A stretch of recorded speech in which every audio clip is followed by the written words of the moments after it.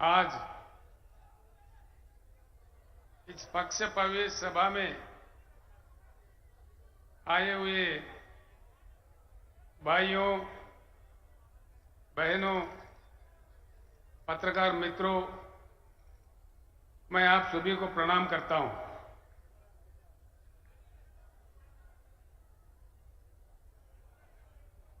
एक नई party BRS party कुछ समय पहले ही जन्म लिया था। इस पार्टी का नाम पहले टीआरएस था। ये तेलंगाना राज्य तक सीमित था। देश के हालात समझने के बाद देश के विचारधारा को बदलने की आवश्यकता को समझने के बाद हमने फैसला लिया है कि हमको राष्ट्रीय स्तर पर काम करना है। इसी चीज को लेके हमने बीआरएस का उद्घाटन किया है। पूरे देश भर में काफी समर्थन मिल रहा है। मैं एक विनम्र पूर्वक आप सारे लोगों से प्रार्थना करना चाहूंगा, खास तौर पर हमारे पत्रकार भाइयों से भी, मेरे बात जो भी आप सुन रहे हैं यहीं भूल मत जाइए, यहीं छोड़ मत जाइए। आप वापस अपने गांव या अपने बस्ती, अपने शहर में जाने के बाद जरूर इन बातों पे चर्चा करें। ये मैं आपसे चाहता हूं। इस बात की इस देश में बहुत सख्त आवश्यकता है। देश की विचारधारा में, देश के सोच विचार में, देश को चलने चलाने में एक बड़ी परिवर्तन की आज आवश्यकता है। हमको आजादी मिले 75 साल गुजर गए। सरकारें कई बने,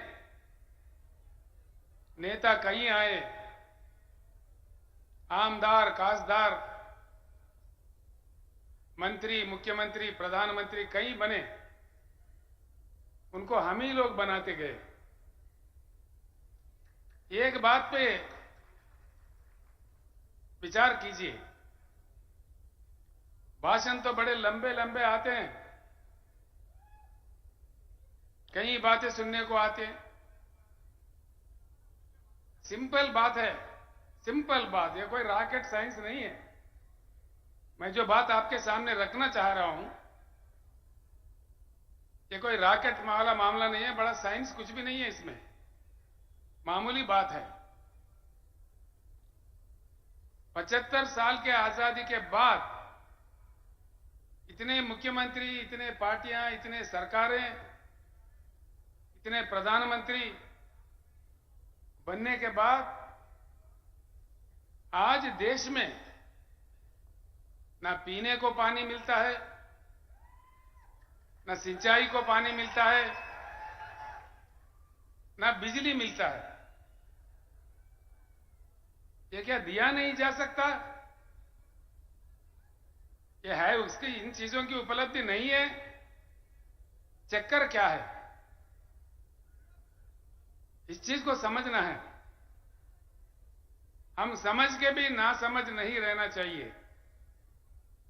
एक बार समझ में आया तो एकजुट होना चाहिए। मेरा इतना ही बात है। आज के समय बड़ा दुख होता है, महाराष्ट्र राज्य में सबसे ज्यादा किसान आत्महत्या कर रहे हैं। क्या कारण है? क्या बात है? दया करके सोचिए। आत्महत्या कोई भी इंसान कब करता है? सारे ही रास्ते बंद होने के बाद मजबूरी हालत में बड़ी आक्रोशित परिस्थिति में कितना उनका आत्मा घोषण करता होगा, कितना दुख होता होगा। अपने प्रियजनों को, अपने बच्चों को, अपने परिवार को छोड़ के किसी किसान आत्महत्या कर रहा है, क्यों करता है? देश को अन्नदान देने वाला अन्नदाता, दिन रात लगातार काम करके अपने खून पसीना बहा के देश को जीवन दान देने वाला अन्नदाता क्यों आत्महत्या करने पे मजबूर है इस देश में? क्या चक्कर है इसके पीछे? ये सोचने की बात है। अब इससे बुरा और क्या हो सकता है? एक तरफ हमारे किसान मर रहे, रंग बिरंगी झंडे, भाषण देखो, माइक पड़ जाता है, घंटों पर भाषण, असेंबली में भाषण, पार्लियामेंट में भाषण, लेकिन किसानों के जो प्रेत, धान के जगह जो प्रेत उग रहे हैं किसानों के खेत में, इसमें रुकावट नहीं आ रही है। इसीलिए बीआरएस का सबसे पहले नारा, हिंदुस्तान में पहली बार किसी पार्टी ने कहा है, वो बीआरएस पार्टी है, अब की बार किसान सरकार।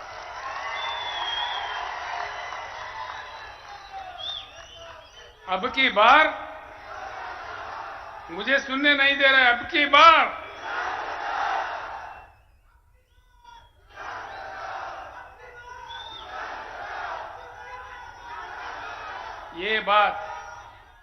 ये बात अगर हमारे किसान समझे, हमारे किसान अगर इस बात को समझे, धर्म के नाम पे, रंग बिरंगी झंडों के नाम पे, जाति के नाम पे, राजनीतिक पार्टियों के नाम पे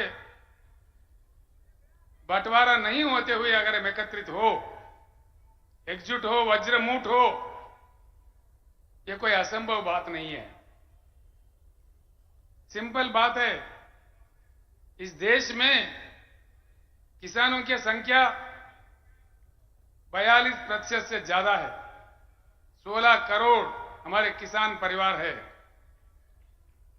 और उसमें मजदूर खेती, हमारे खेती पे काम करने वाले जो मजदूर भाई है, हमारे साथी है, वो दोनों अगर मिला दिए, हम 50% से आगे हैं। सरकार बनाने के लिए इससे ज्यादा ताकत नहीं चाहिए। एक ही बात, गांव में जाकर चर्चा कीजिए आज रात में, आज में, कल में, जब आपको टाइम मिले, अपने दोस्तों के साथ, अपने किसानों के साथ संजीदा बैठ के चर्चा उठाइए।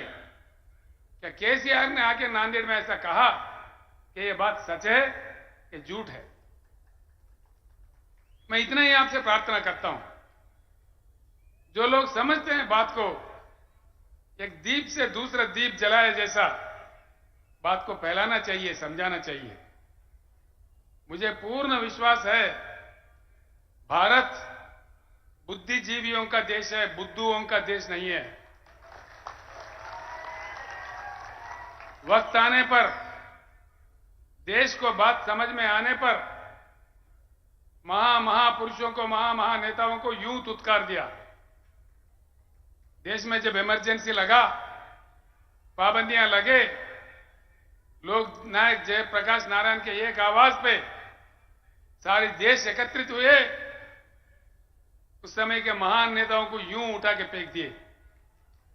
आज वक्त आया है किसान भाइयों, बहुत हो गया इंतजार। 75 साल काफी लंबा ही समय होता है। अब तक हम हल चलाते हुए कलम किसी और के हाथ में दिए। किसानों को आज सिर्फ हल चलाना नहीं, कलम चलाना, कानून बनाना भी सीखना चाहिए। बोलने से फायदा नहीं है भाइयों, खाली बोलना नहीं है, नारा लगाना नहीं है। खुद बन जाओ आमदार, खुद बन जाओ खासदार, तभी बनेगा किसान सरकार।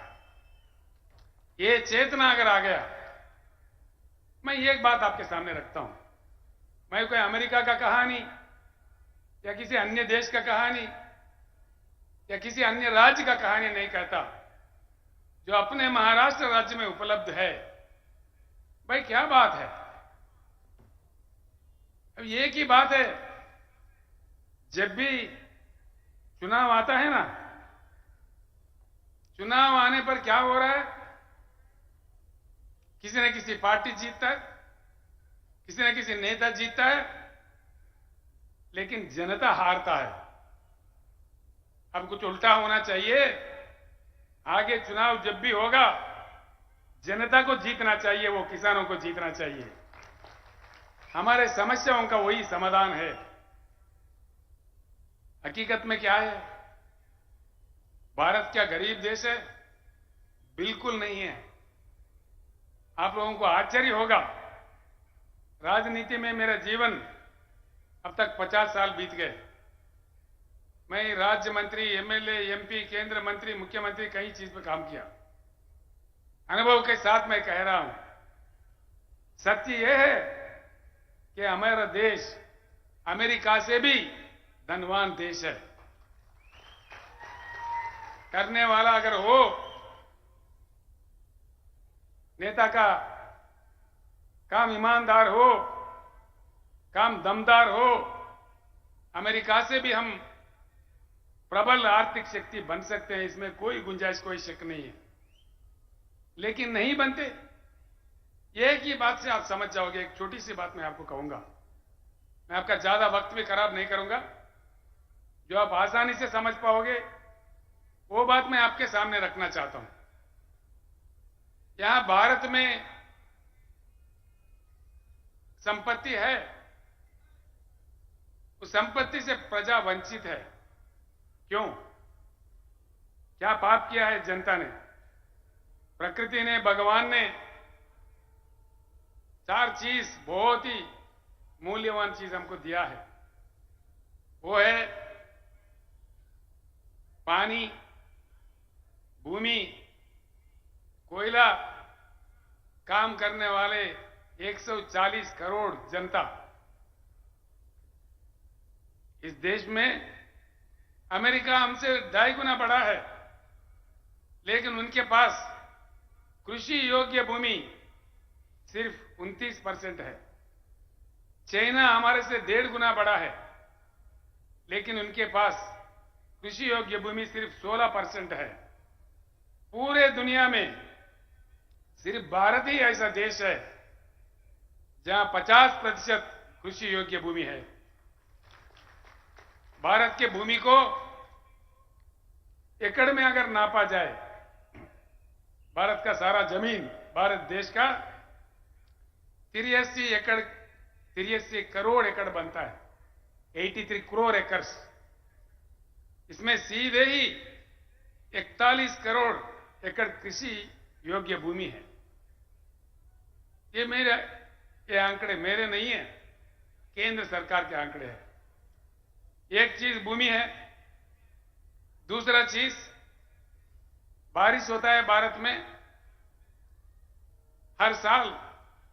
ये भी मेरे आंकड़े नहीं है, सेंट्रल वाटर कमीशन के आंकड़े हैं।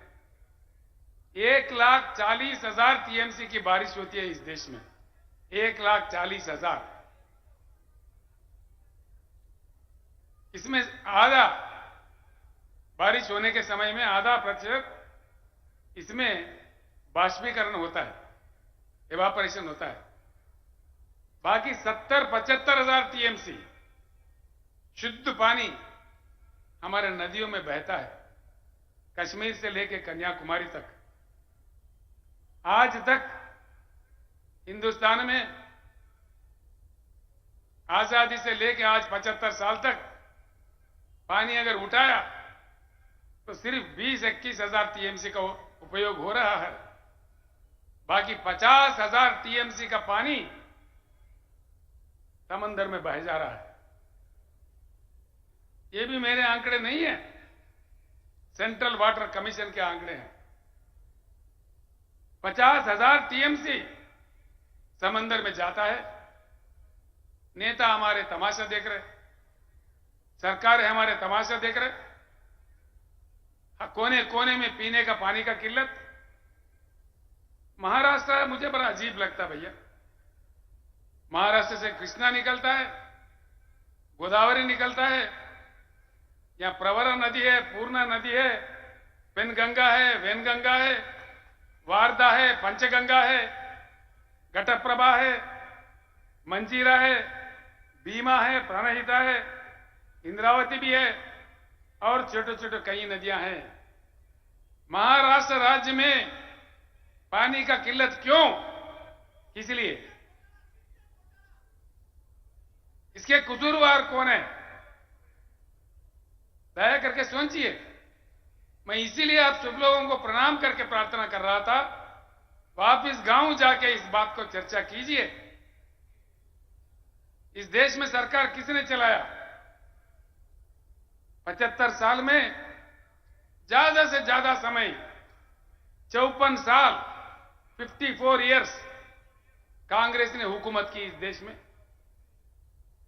16 साल नंबर 2 स्थान पे भाजपा हुकूमत किया। बस 3, 4, 5 साल दूसरे लोग आए और गए बीच में। कोई साल, कोई सवा साल, कोई 1.5 साल, कोई 8 महीना। वीपी सिंह, चंद्रशेखर, देवेगौड़ा ऐसे लोग कम समय के लिए थे। 75 सालों में 70 साल यही 2 पार्टी हुकूमत करते रहे। अगर कोई कसूरवार है तो ये 2 पार्टियां ही है। इस बात को गांव में जाने के बाद सोचिए, चर्चा कीजिए। ये लोकतंत्र है, लोकशाही है, हम अपने बात रख सकते हैं। हमारे संविधान इतना अधिकार हमें दिया है कि हम किसी के व्यक्ति के ऊपर निंदा नहीं कर रहे हैं। जो इतिहास चला उसको साफ बता रहे हैं। अब देखिए, कुछ हल निकला, कुछ समाधान निकला। कांग्रेस गया, बीजेपी आया, भाई वही भाषणबाजी। कोई ये बात तो कोई वो बात। तू कितना मैं कितना, तू कितना का आया मैं कितना का आया, तेरा वो घोटाला तो मेरा ये घोटाला, तेरा अंबानी तो मेरा अदानी।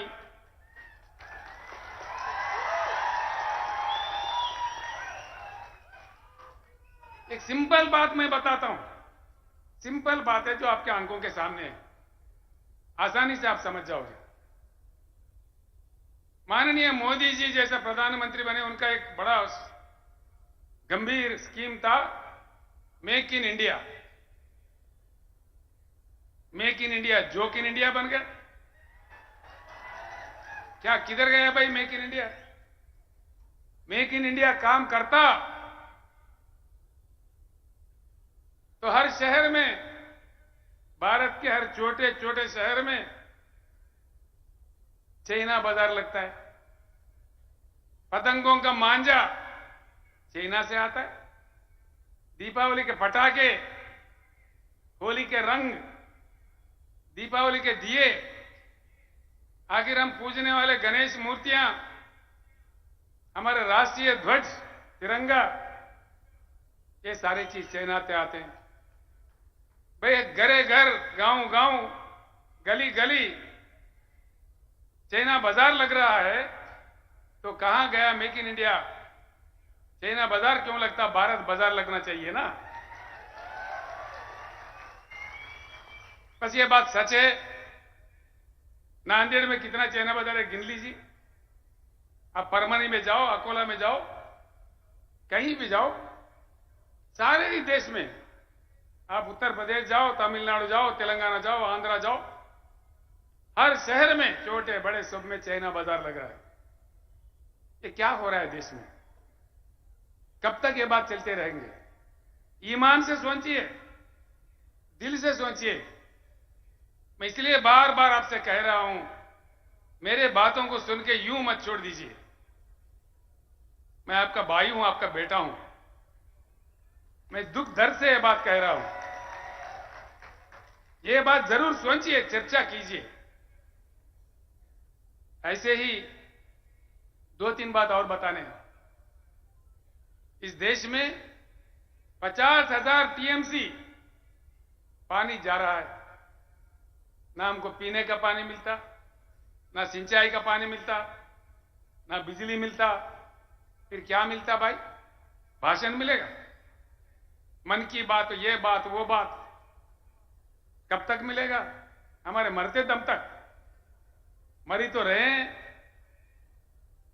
तो इस बात पे बहुत सीरियस तरीके से आप लोगों को, खास तौर पर किसान भाइयों को, किसान घर के महिलाओं को, हमारे युवा लोगों को, हमारे पढ़े लिखे लोगों को, हमारे वकील साहब लोगों को, हमारे टीचर्स, लेक्चरर्स जो बुद्धिजीवी है, जो लेखक, कवि, गायक है, सारे लोगों को मैं सर झुका के प्रणाम करके इस पावन धरती, महाराष्ट्र के पावन धरती से विनय पूर्वक विनम्र करता हूं, दया करके इस बात पे सोचिए। ये कोई राजनीति नहीं है, हमारे जीवन और मृत्यु की सवाल है, जिंदगी और मौत की सवाल है। कब तक मरते रहेंगे?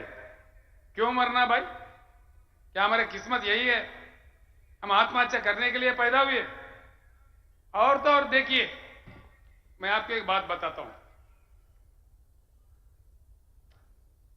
2-3 बातें हैं, आप बड़ी आसानी से समझ सकेंगे। महाराष्ट्र में नदियां इतने सारे हैं, देश में तो और कई हैं।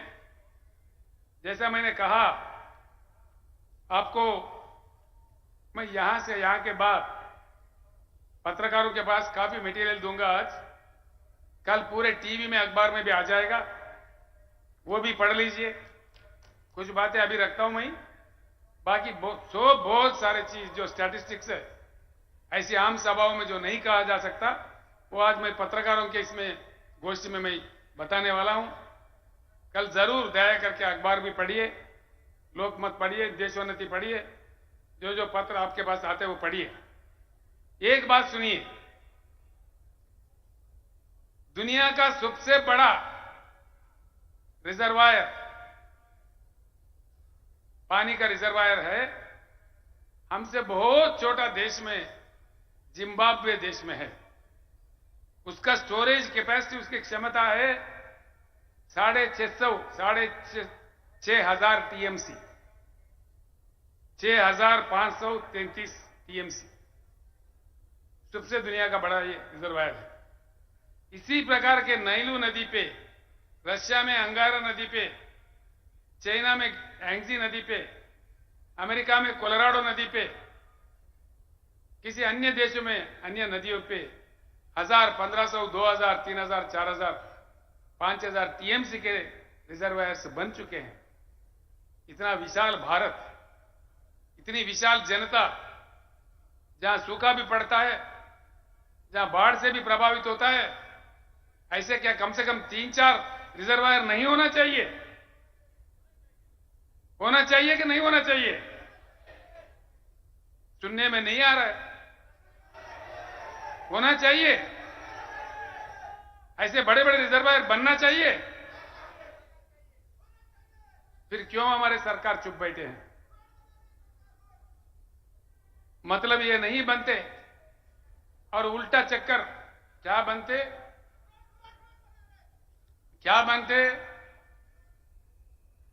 ट्रिब्यूनल। भाई देखो, मैंने जैसा कहा, हिंदुस्तान की कृषि योग्य भूमि है 41 करोड़ एकड़। सरकार अगर सही है, ईमानदार है, पानी उठा के दे दे, तो हिंदुस्तान के हर एकड़ में पानी जा सकता है, पानी दिया जा सकता है। ये पानी दिया जाए, नहीं दिया जाए? बोलिए, दिया जाए? समंदर में जाने के पानी लेके उठा के भूमि पे लाया जाए, क्या ऐसा ही छोड़ा जाए? आना चाहिए। उधर से वो नहीं बोल रहे, आना चाहिए पानी। जो चाह रहे हाथ उठाइए, आना चाहिए। तो मन तो साफ है, आना चाहिए। फिर कैसे आएगा? क्या ये सरकारों पे हम आशा कर सकते हैं? क्या ये बनाएंगे? ये तो ट्रिब्यूनल डालते हैं, ट्रिब्यूनल 20, 25, 30 साल तक ट्रिब्यूनल का अवार्ड नहीं आता। उसके बाद कितने हमारे ऊपर लगा दिए, ग्रीन ट्रिब्यूनल, मट्टी ट्रिब्यूनल, एनवायरमेंट कमेटी, वो परमिशन नतीजा आए तक और एक 15 साल। उसके बाद फिर बजट, फिर पास करो, बनो प्रोजेक्ट, यानी कि तीसरा चौथा पीढ़ी भी कोई पानी नहीं आएगा। 100 साल के बाद आएगा पानी। क्या ये सरकारें बनाएंगे? हम आशा कर सकते हैं? इसीलिए हमने कहा है अब की बार किसान सरकार बना तभी ये बात संभव हो सकता है। किसान सरकार बने तो ही पानी समंदर में जाने से रुक जाके जमीन पे आ जाएगा। हमारे बीड जिले में आएगा जहां सूखा पड़ता है, हमारे जालना में आएगा, हमारे परभनी में आएगा, हमारे लातूर में आएगा, हमारे गढ़चिरौली में आएगा। हर जगह जहां पानी की किल्लत है वहां आ जाएगा। घरे घर में भरपूर पीने का शुद्ध पानी हमारे घरों में आएगा।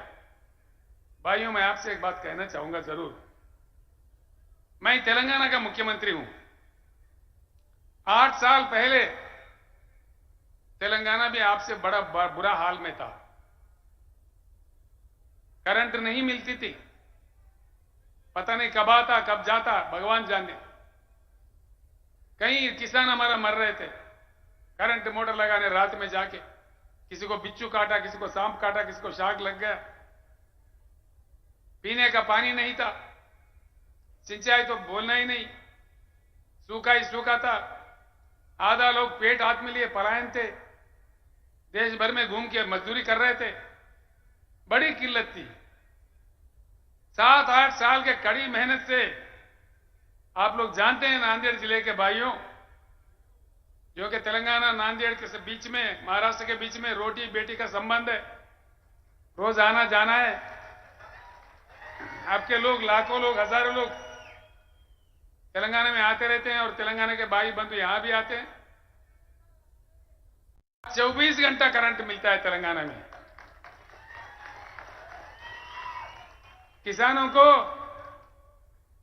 प्रकल्प से जो पानी देते हैं, पानी प्रकल्प से, प्रोजेक्ट से, कोई पानी पट्टी नहीं, फ्री में पानी देते हैं।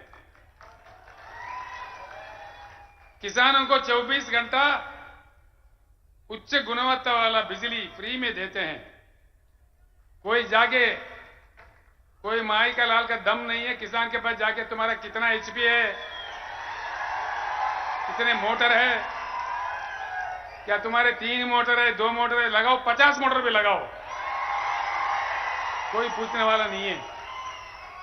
कोई पूछने वाला नहीं है। आप जाइए, आप लोग आइए, मैं आपको आह्वानित करता हूं। 4 कदम यहीं आप आदिलाबाद आके देख सकते हैं। और किसानों को हमने 100% मराठी भाषा में 100% कहते हो, बीमा का जो रकम है 100% सरकारी बनती है। और दुर्भाग्यपूर्ण तरीके से किसी किसान का मृत्यु एक्सीडेंटल नहीं, सहज रूप में स्वाभाविक तरीके से भी, नेचुरल डेथ भी, नेचुरल मृत्यु भी अगर होता है, 8 दिन के अंदर उनके घर में 5 लाख का चेक पहुंच जाता है। 70 लाख किसानों का हमने ऐसा किया है। अभी तक करीब करीब 1 लाख किसान जिनका मृत्यु हुआ, उनके घर पैसा पहुंच गया है। और किसानों के लिए 10,000 रुपए हर एकड़ को निवेश के लिए देते हैं, हर एकड़ को।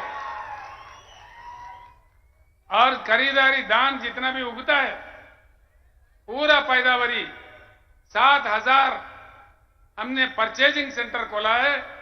सारा का सारा दान सरकार ही खरीदता है, पूरा एमएसपी देके। ये चीज जब तेलंगाना में संभव है तो महाराष्ट्र में क्यों नहीं? मध्य प्रदेश में क्यों नहीं,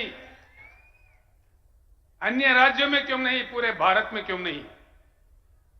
क्यों नहीं? नहीं इसलिए कि किसान सरकार नहीं तो ये सब कुछ नहीं। जहां किसान सरकार है वहां ये सब कुछ है। तो हम भी महाराष्ट्र में ये चाहेंगे या नहीं चाहेंगे? फिर बनाएंगे किसान सरकार? टंडा टंडा बोल रहे आप, बनाएंगे किसान सरकार?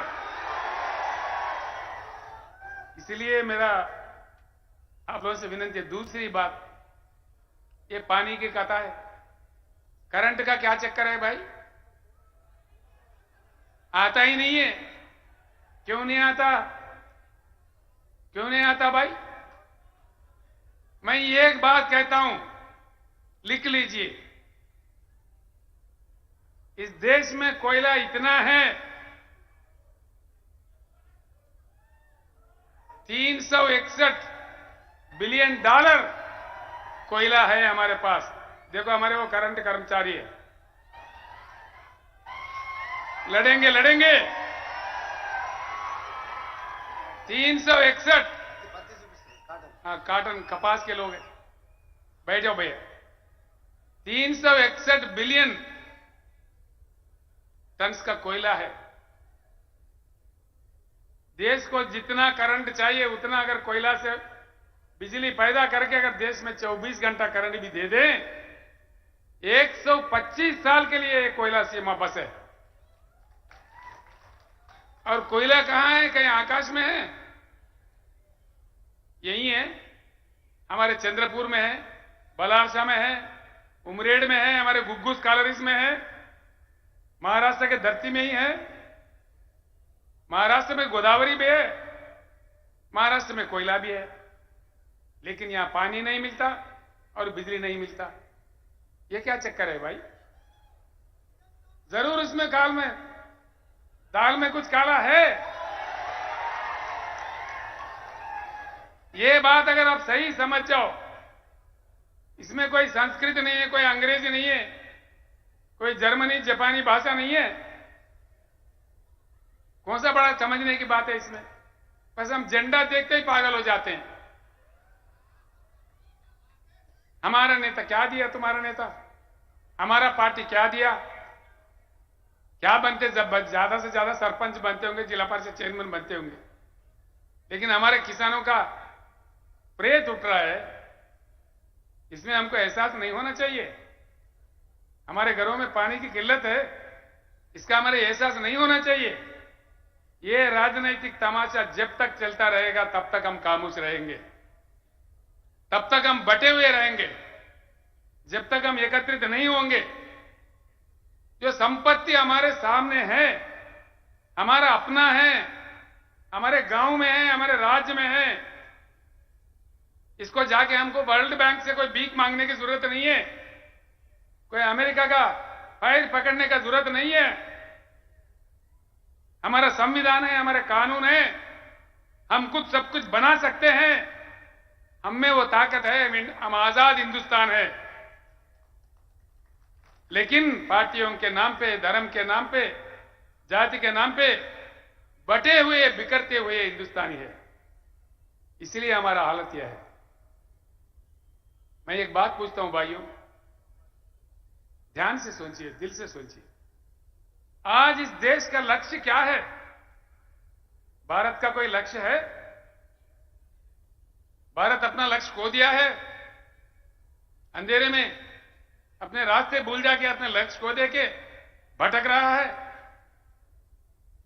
पर चुनाव जीतना ही लक्ष्य, कोई लक्ष्य नहीं है। चुनाव जीतो, दंगा करो, फसाद करो, जाति भेद लाओ, मत भेद लाओ, करोड़ों खर्च करो, शराब पिलाओ, हत्या करो, लेकिन चुनाव जीतो।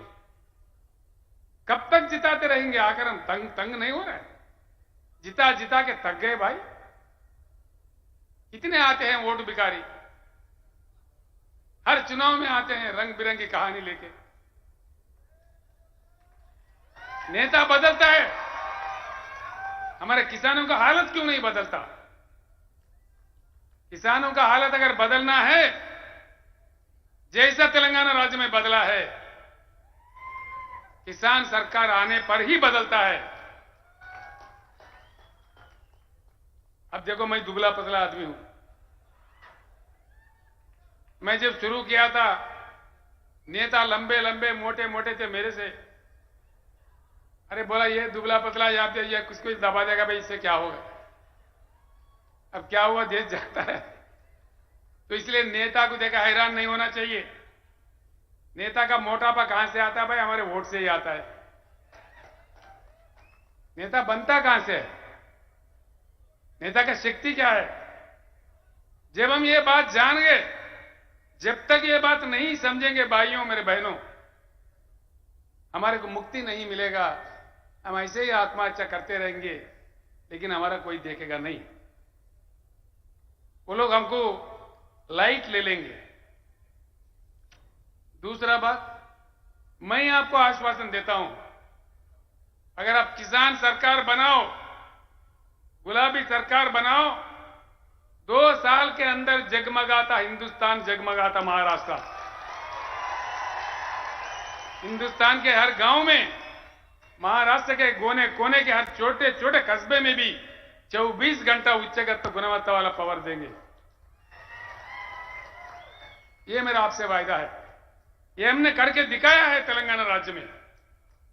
जब वहां संभव है, तो एक बात और सोचिए, तेलंगाना 1/3 यानी कि 4 करोड़ तेलंगाना का आबादी है, छोटा राज्य है। महाराष्ट्र 12.5 करोड़ का आबादी है। तेलंगाना का बजट है 2.5 लाख करोड़। महाराष्ट्र का बजट है 5 लाख करोड़। जब तेलंगाना में किसानों को निवेश दे रहे हैं एकड़ में 10,000, क्या महाराष्ट्र में नहीं दिया जा सकता? महाराष्ट्र में क्या धन की कमी है? धन की कमी नहीं है यार, मन की कमी है। ये बात समझ जाओ। किसान भाई, अगर जो तेलंगाना में जो सुविधा मिल रहा है, सारे सुविधा अगर आप चाहते हो तो उठाओ गुलाबी झंडा और वार ऐसा करो कि खुद बन जाओ नेता। कोई नेता को देखा हैरान होने की कोई जरूरत नहीं है। हम में से ही नेता निकल आते हैं। ये जो नेता है बाल का सुमन है, कहां बैठा है? बाल का सुमन है, ये देखो कितना जवान है। ये कॉलेज में पढ़ रहा लड़का था, मेरे साथ जंग में आया था। कम से कम उम्र में ये पहली बार एमपी बन गया। उसके बाद 30 साल मेरा उम्र, हाँ, जब इनके 29 साल उम्र था एमपी बन गया। ये छोटा आदमी थे, विद्यार्थी थे। कहां से बनते हैं? हिम्मत है, ताकत है, लड़ते हैं, ईमानदारी की बात है। तो नेता को देखा हैरान होने की जरूरत नहीं, हम में से ही नेता को निकालना चाहिए। जब तक ये हम नहीं सीखेंगे तब तक हमारा कोई मतलब समाधान नहीं मिलेगा। ये बात मैं आपको समझा रहा हूं। 13 महीने भैया, अपमान का भी कोई हद होता है, कोई सीमा होता है। 13 महीने हमारे किसानों ने दिल्ली राजधानी पे धरना दिया।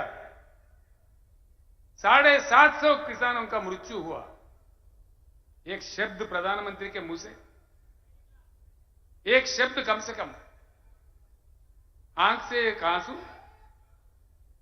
क्या समझना चाहिए इसको? क्या हम इतना लाचार है? किसान इतना बेकार है? हम नहीं दिख रहे किसी को? 750 किसान मर गए। किसी ने पूछा, प्रधानमंत्री जी ये इतने लोग मर गए, कुछ तो उनका सहायता करो। क्या वो मेरे लिए मरे क्या? प्रधानमंत्री खुद ऐसा कहता है तो देश का हालत क्या होता है? तो किसानों के लिए उनके दिल में कितना इज्जत है, सोचिए। मैं पहले ही कहा कि मैं किसी व्यक्ति के खिलाफ नहीं हूं। मैं अगर हूं, किसान के मददगार हूं, किसान के सपोर्टर हूं। मुझे किसी से कोई पंचायत नहीं है। मैं चाहता हूं दिलो दिमाग से कि इस देश में किसी भी कीमत पर किसानों का आत्महत्या रुक जाए, हिंदुस्तान के रेकर्ड में पानी आ जाए, 24 घंटा उच्च गुणवत्ता वाली फ्री करंट मिले, किसान के पैदावारी को पक्का अच्छा दाम मिले, उनका रक्षा हुए, उनका बीमा किया जाए, फसल बीमा गिसल बीमा, जो झूठे वादे झूठे ड्रामा है, नहीं सोचने की बात है। बहुत बड़े बड़े नेता है भाई, शर्म की बात है। उत्तर प्रदेश से, महाराष्ट्र से कई किसान नेता भी बोलते भाई हमको जाना है, कहीं को जा रहे भाई, धरना करना है। कहां धरना करना है? शक्कर फैक्ट्री के सामने धरना करना है। हर साल करना है क्या? गन्ना खरीदते हैं, पैसे नहीं देते, 3-3 महीने 6-6 महीने, कहीं तो देते भी नहीं है, दाम भी नहीं देते। क्या घोटाला है इसके पीछे? क्या हमारे सारे नेता इनसे मिले हुए हैं? या तो फिर केंद्र सरकार के पास, राज्यों के सरकारों के पास, चाहे उत्तर प्रदेश का हो चाहे महाराष्ट्र के, क्या हमारे संविधान में, हमारे कानून में इतनी कमजोरी है कि किसानों को पैसे भी नहीं दिला पाए? ये क्या चक्कर है? सरकार अगर समझता 24 घंटे के अंदर पैसे ना आ जाए किसान के चौखट पे, नहीं आएंगे? आएंगे क्या नहीं आएंगे? यानी कि क्यों नहीं आ रहे? सरकार नहीं समझ रहे, सीरियसली नहीं ले रहे। इसीलिए 13 महीने का धरना देखो, आज क्या हुआ? कुछ निकला समाधान? 13 महीने का धरना का कुछ समाधान निकला? कुछ नहीं, निकलेगा भी नहीं। इसीलिए कि वो समझ बैठे हैं किसान एकत्रित नहीं होंगे, किसान के पास बुद्धि नहीं है। एक बार एकत्रित होकर बना के बताइए। नांदेड़ भाइयों, महाराष्ट्र के अन्य जिला से आए हुए भाइयों, मैं आपसे विनम्र पूर्वक प्रार्थना करता हूं, आगामी जिला परिषद चुनाव में किसान अपने ताकत दिखा दे, महाराष्ट्र सरकार झुक के आपके पास आ जाएगी। एक बार तो दिखाओ कम से कम। सरकारों को सीधा उंगली से जब घी नहीं निकलता तो टेढ़ा उंगली से निकलना चाहिए। तो इसलिए मैं आपसे विनम्र पूर्वक विनती करता हूं, जब तक हम बिखरे हुए रहेंगे, बटे हुए रहेंगे, हम कुछ नहीं कर पाएंगे। इसीलिए मैं आपसे फिर एक बार अनुरोध करता हूं, कहीं अन्य समस्या भी है। हमने सिर्फ किसानों के लिए नहीं किया, तेलंगाना में हमारे बुनकर भी आत्महत्या कर रहे थे, मर रहे थे। आज उनको सिर्फ 50% में ही सारे उनके लिए प्रबंधन करते हैं, उनके जो सामान चाहिए होता है। हमारे धनगर जो बकरी पालते हैं, 75% सब्सिडी पे भारत में सबसे अधिक 7 लाख के ऊपर बकरी के यूनिट लाके उनको बांट दिए हैं। कलालों का हमने काम किया है, जो सेंधी के जाड़ों का रकम होता है उसको पूरा बर्खास्त कर दिया है। हर किसी को हमने काम किया है। करते करते जो मछुआरे हैं, मछली पकड़ते हैं, उनके लिए काफी हमने काम किया है। उनका भी आज कल्याण हो रहा है। तेलंगाना में फ्री में डालते हैं पूरे सीड जितना भी है, आज वो भी खुश है। जो नाई है, जो हमारे कपड़े धोने वाले धोबी भाई है, उनके लिए भी 250 यूनिट तक का पावर फ्री में देते हैं। वो लोग भी थोड़ा इसको उपयोग कर रहे हैं। हर जिले में एक मेडिकल कॉलेज हमने कायम किया है। 1000 से ऊपर आवासीय विद्यालय हमने बनाए हैं तेलंगाना में। ये सारी चीज जब वहां हो सकता है, यहां भी जरूर होना चाहिए, हो जाएगा। अगर आप समझ गए तो यहां के नेताओं के चक्कर में झंडा में उलझे रहोगे, फंसे रहोगे तो कोई काम नहीं बनेगा। तो इसीलिए मैं बार बार आपसे विनती कर रहा हूं, मैं जो भी कह रहा हूं, आगे पत्रकारों को मीटिंग में जो भी कहूंगा, उन बातों को जरूर सोचिए, गांव में चर्चा कीजिए। अगर मेरे बात सच है, मेरे बात में ईमान है, तो उठाइए गुलाबी झंडा, सरकार किसान का बनाइए, दम बताइए अपना, तब जाके समाधान मिल सकता है। आखिरकार दलित भाई हमारे दलित वर्ग के लोग, पीड़ित वर्ग के लोग हैं, आदिवासी लोग भी है। दलित वर्ग के लोग कब तक रहेंगे ऐसा?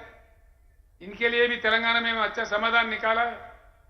जो तेलंगाना दलित बंधु स्कीम है, हमारे पास 17.5 लाख दलित घराने हैं तेलंगाना में। उनको, हर फैमिली को वापस नहीं देने वाला, बिना किसी बैंक के झंझट के 100% सब्सिडी के रूप में 10 लाख रुपए हर घराने को देते हैं। वो जो काम कर सकता है, उनका कोई रोक दाग नहीं है। जो काम वो समझता है कर सकता है, वो कर सकते हैं। तेलंगाना दलित बंधु आज पूरे हिंदुस्तान में मशहूर है। ऐसा ही भारतवर्ष में दलितों के साथ जो अन्याय हुआ, उनका भी पीड़ा चले जाना चाहिए। ये हमारा भारत समाज का फर्ज बनता है। तो इसीलिए हमने प्रतिज्ञा लिया है, शपथ लिया है, बीआरएस सरकार आ जाए तो हर दलित घराने को 10 लाख रुपए दिया जाएगा। हर साल 25 लाख दलित घराने को देश में दलित बंधु भी लागू किया जाएगा पूरे देश भर में। रैतु बंधु जो है, किसान बंधु स्कीम, वो भी हर जगह दिया जाएगा, हर राज्य में दिया जाएगा। भाइयों, इससे मैं एक ही बात आपको कहता हूं, मैं आपको कोई युद्ध करने के लिए नहीं कह रहा हूं, आपसे किसी से झगड़ने का, लड़ने के लिए नहीं कह रहा हूं। कोई धूप में, बारिश में आके जंग करो, मैदान करो, तलवार पकड़ो, ये बात मैं नहीं कहता। बस सिर्फ इतना करो कि बैठो, समझो, चर्चा करो, एकत्रित हो जाओ। हाँ, ऐसा उंगली से मारे तो मार नहीं लगेगा। मुट्ठी भर के पचकड़ मारो तो जबरदस्त मार लगेगा। उंगली बन के नहीं रहना है, मुट्ठी बन के रहना है। एकत्रित हो जाओ, अपने वोट अपने लिए इस्तेमाल करो, अपने वोट अपने लिए। अपना सरकार बने, तब जाके हमारा समाधान निकलता है। पानी आ जाएगा, बिजली आ जाएगा, एक के पीछे एक सुबह आ जाएगा, सारे समाधान निकल जाएंगे। ये गोलमाल से हम हट जाएंगे, अपनी सरकार बना लेंगे। मैं आपसे नहीं, कई चीजें भाई क्या बोलते, मैं आपको कम बातों में कुछ बातें समझाने की कोशिश किया, काफी अन्य बातें भी है। किसानों पे मैं ज्यादा कहना चाह रहा था। इससे पहले हमारे धर्माबाद तालुके के बापूराव कदम जी, हमारे युवा मित्र गणेश कदम मेरे पास आए थे। काफी साल पहले से मेरे पास आ रहे हो। वो चाह रहे थे बार बार कि साहब आपकी आवाज महाराष्ट्र में आ जाए, नांदेड़ में आ जाए।